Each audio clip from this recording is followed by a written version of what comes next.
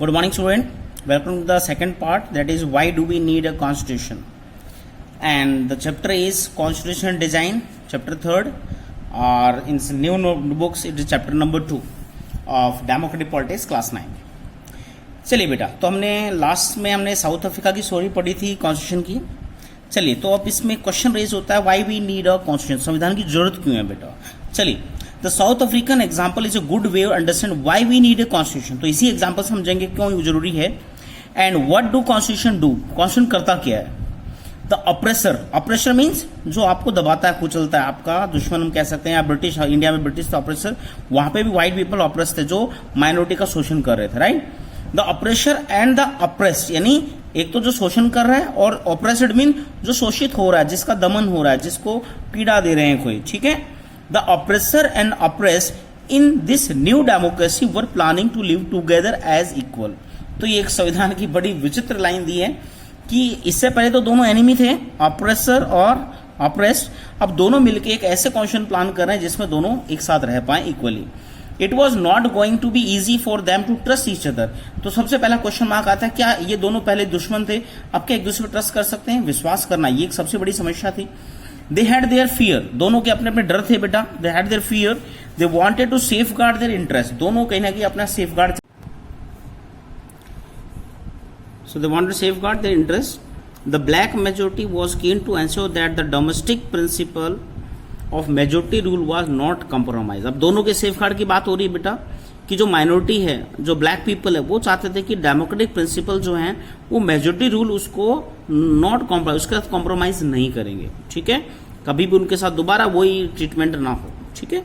तो अपना ये सेफगार्ड चाहते हैं. And they wanted substantial social and economical right. अब ये चाहते थे सबको बराबरी substantial social and economical right मिले, ठीक है. The white minority was keen to protect. अब देखिए, अब ब्लैक की तो यही प्रॉब्लम थी कि उनको बराबरी मिले, सोशल इकोनॉमिक राइट्स मिले, राइट. और डेमोक्रेटिक जो प्रिंसिपल है उसका मेजोरिटी दोबारा से उसके अगेंस्ट उसका कंप्रोमाइज ना करे या उसका मिस यूज ना करें. अब आते हैं हम व्हाइट पीपल की. जो अब नंबर की बात करें तो माइनॉरिटी में थे, पहले काफी रूलर रहे और ऑप्रेस किया उन्होंने. सो प्रोटेक्ट इट्स प्रिविलेज. अब इनकी सब समस्या थी अपने प्रिविलेज और प्रॉपर्टी को बचाना चाहते थे कि अब हमने हर चीज को एक्सेप्ट कर लिया, तो ये भी ब्लैक्स भी क्या है, एक तो हमारा जो बेनिफिट है या हमारी प्रॉपर्टी है वो हमसे सीज ना करे, ठीक है. तो इनको इसका डर था. चलते हैं आगे बेटा, नेक्स्ट पेज नंबर 44. चलिए, अब देखते हैं बेटा, आफ्टर लॉन्ग नेगोशिएशन, तो दोनों में ब्लैक्स और व्हाइट्स में बेटा लंबी बातचीत चली, नेगोशिएशन हुआ पार्टीज में, लीडर्स में. Both party agreed to compromise, दोनों ने कॉम्प्रोमाइज किया. एंड द व्हाइट्स, अब कॉम्प्रोमाइज किया बेटा, ये क्वेश्चन बनता है सीबीएसई में, ध्यान रखना इसका. The whites agreed to principle of majority rule and that is 1 person 1 vote.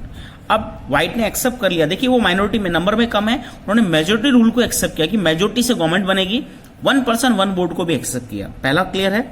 दूसरा, they also agreed to accept some basic right for the poor and the workers. गरीबों के, वर्कर्स के लिए भी कुछ बेसिक राइट जो फंडामेंटल राइट के रूप में इंडिया में जाने जाते हैं, उनको भी उन्होंने एक्सेप्ट किया व्हाइट ने. अब बात है ब्लैक की.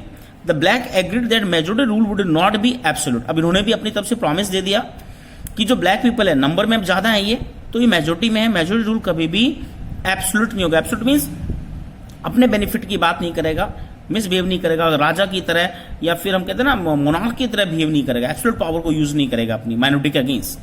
फिर they agree that the majority would not take away the property of the white minority. सबसे बड़ा ये इनके लिए था कि वो माइनॉरिटी की प्रॉपर्टी सीज नहीं करेंगे, जो भी उन्होंने कमाया था, जो भी उनके पास है वो उन्हीं के पास रहेगा. Then this compromise was not easy. ये कॉम्प्रोमाइज ईजी नहीं था बेटा. How was this compromise going to the implemented even if they manage to trust each other. अब इनको देखो, पहले तो हमने स्टार्टिंग की थी, इनमें विश्वास दोनों में, जो एक ऑपरेस एक ऑपरेसर, एक ने शोषण किया था, एक शोषित समाज था. तो अधिकतर ऐसी कंडीशन में बात करते हैं, फ्रीडम के बाद बेटा माइनॉरिटी के अगेंस्ट जानी थी मेजोरिटी, बट ऐसा हुआ नहीं. दोनों में विश्वास जगह. कैसे हुआ ये आगे दिया है. What was the guarantee that his trust will be not broken in future. इन दोनों में विश्वास बना रहेगा, फ्यूचर में ये विश्वास टूटेगा नहीं. इन चीजों की गारंटी कौन देगा. तो यहाँ एक सीधा सा एक वर्ड में आंसर आता है, दैट इज कॉन्स्टिट्यूशन. संविधान ये शपथ देता है बेटा, संविधान में दोनों के लिए चीजें लिखी गई. संविधान को ट्रस्ट देता है कि फ्यूचर में भी ब्रोकन नहीं होगा, ठीक है. चलिए, the only way to build and maintain trust in such a situation is write down some rules of the game that everyone would abide by। तो हर आदमी इससे बंधा हो ऐसे कुछ रूल्स फ्रेम करें, तो इन्हीं रूल्स की जो डॉक्यूमेंट उसको हम कॉन्स्टिट्यूशन बोलते हैं। हम छोटे बच्चे जो घरों में खेलते हैं, तो हम खेलने से पहले भी कुछ रूल्स बना लेते हैं जो सबके लिए सेम होते हैं, तो वही है कॉन्स्टिट्यूशन बेटा, देश के लिए ऐसा ही एक रूल है। These rules lay down how the rulers are to be choose in future। अभी इस कॉन्स्टिट्यूशन में क्या क्या था, रूलर्स चूज कैसे होंगे फ्यूचर में। These rules also determine that what the elected government are empowered to do and what they cannot do। अब जो गवर्नमेंट बनेगी, पावर होगी, वो क्या कर सकती है, what to do and cannot to do, वो क्या नहीं करेगी, ये भी उसमें लिखा गया। Finally these rules decide the right of citizen, last में फिर राइट्स ऑफ सिटीजन डाले गए, फंडामेंटल राइट्स जिसे बोलते हैं हम, ये भी हर एक आदमी को अधिकार दिए गए, कुछ वो लिखे गए इसमें। These rules will work only if the winner cannot change them very easily। अब ये रूल्स काम कब करेंगे कि जो विनर है, जो मेजोरिटी से जीता है, वो भी बेटा इनको आसानी से चेंज नहीं कर सकता, ठीक है।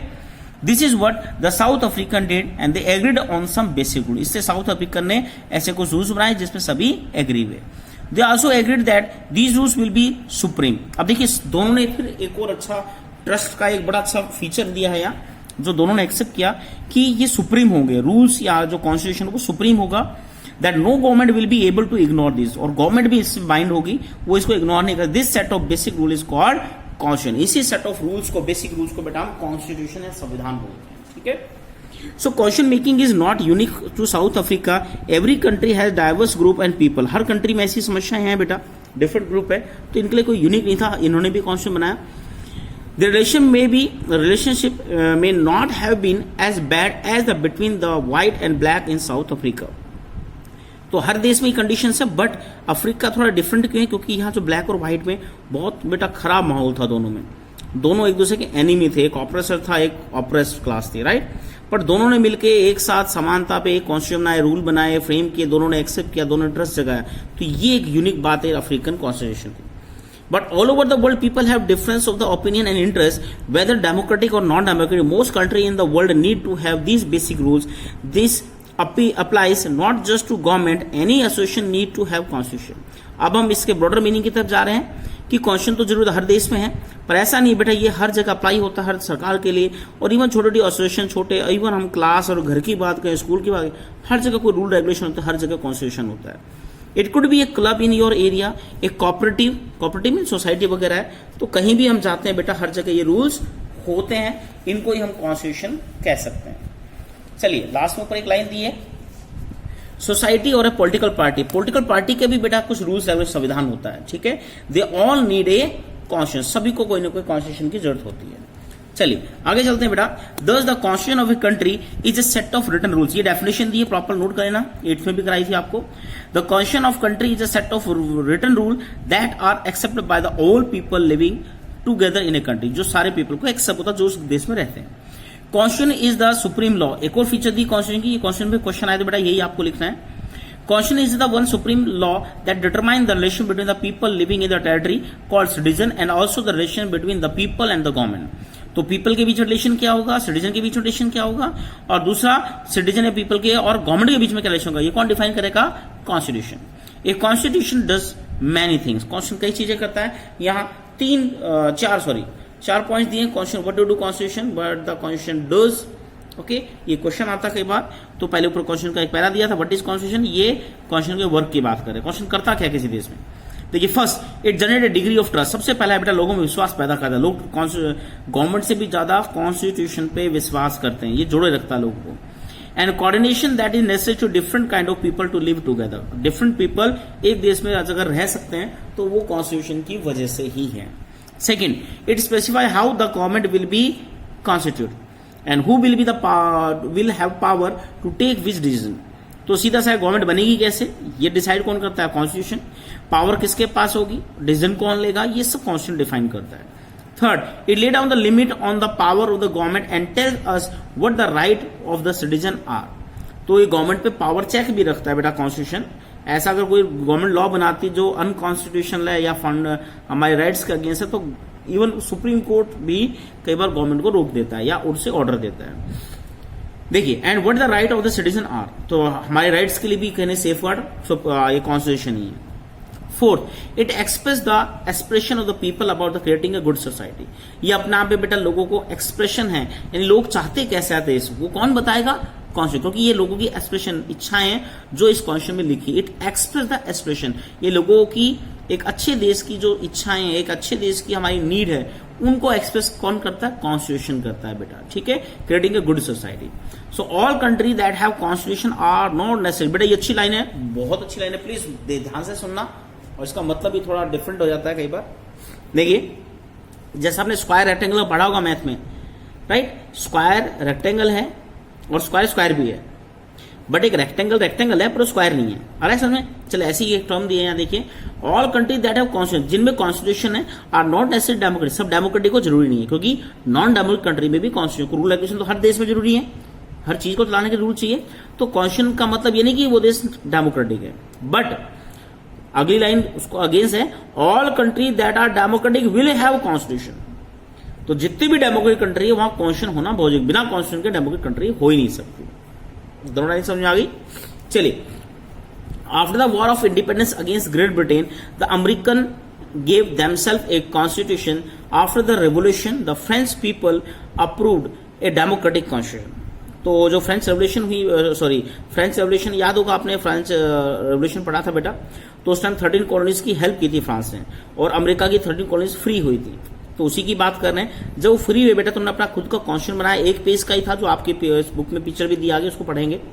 After the revolution the French people approve a democratic constitution. तो अमेरिका ने संविधान बनाया जो जिसकी हेल्प फ्रांस ने की थी, और इनके कॉन्स्टिट्यूशन को देखते हुए जो यहाँ फ्रांस में रेवोल्यूशन, उन्होंने भी बेटा अपने डेमोक्रेटिक कॉन्स्टिट्यूशन बनाना शुरू कर दिया, और कुछ राइट्स वहां लोगों को दिए थे जो हमने पीछे पढ़े भी थे। Since then it has become a practice in all democracy to have a written constitution. इसके बाद अमेरिका के बाद फ्रांस के बाद जो भी कंट्री डेमोक्रेटिक हुए, जो भी राजा वगैरह रूलर्स खत्म हुए, उन हर कंट्री में हम बात करते हैं बेटा, कहीं ना कहीं कॉन्स्टिट्यूशन एक जरूरी चीज हो गई। ठीक है, यहाँ नीचे अमेरिका की डेट दी है मैंने, 17 सितंबर 1787 इन फिलाडेल्फिया। और फ्रांस की बात करें तो आइडल्स ऑफ रिपब्लिक, ये हमारे ये अलग टॉपिक है, आप सिर्फ यहीं तक कर लीजिए बेटा।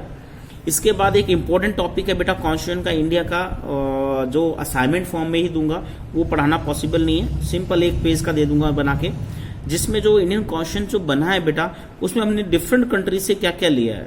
मेरी बात समझ में आ रही है?